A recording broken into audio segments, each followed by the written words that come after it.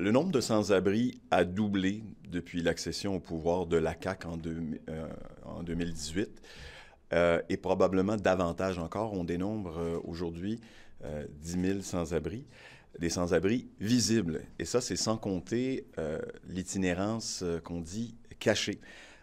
Ce qui est pire encore, c'est que si ça a augmenté de 33 dans la ville de Montréal, ailleurs, en région, le phénomène des sans-abri, le phénomène des personnes en état d'itinérance a littéralement explosé.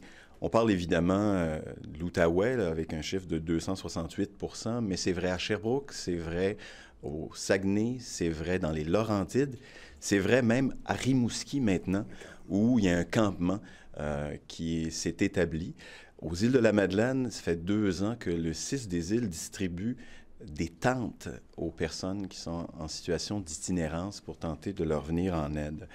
Et évidemment, c'est une crise de l'itinérance qui découle de la crise du logement qui n'a pas été reconnue par le gouvernement pendant 4 ans. Donc, une partie du phénomène vient des expulsions. On parle de 23 c'est ce que le rapport nous rapporte.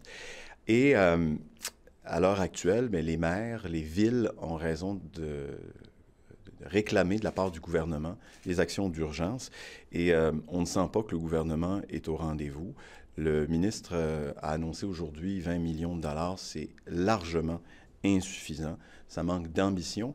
Comme ça manque d'ambition de dire que lorsqu'on réfère à la Finlande puis l'itinérance zéro, ben, c'est un exemple extrême. Il faut avoir davantage d'ambition si on veut s'attaquer aux problèmes de front. Plus de moyens également. Le soutien aux villes, oui, mais le soutien aux organismes également, qui ont besoin d'intervenir sur le terrain avec des moyens conséquents, des services psychosociaux également. On y reviendra sans aucun doute dans vos questions, mais je pense qu'il y a un moment de vérité qui s'en vient là, pour le gouvernement.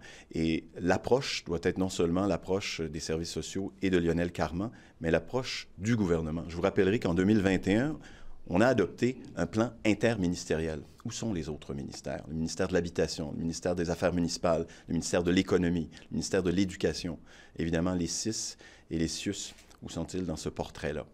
La question est posée.